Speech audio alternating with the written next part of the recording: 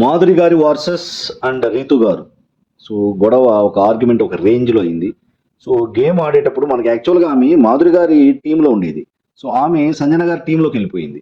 So తర్వాత ఎలాగోలా గెలిచి సో డబ్బు సంపాదించుకున్న తర్వాత ఆ క్యాష్ని మన వేరే టీంలో ఉన్న పవన్కి ఇవ్వటం ఎంతవరకు కరెక్ట్ అనేది మాధురి గారి యొక్క అబ్జెక్షన్.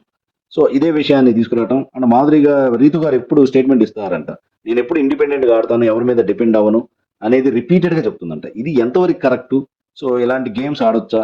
సో వేరే టీంలో ఉన్న పవన్కి మనీ ఇవ్వచ్చా అని సో ఒక రేంజ్లో ఇద్దరికి గొడవ అయింది.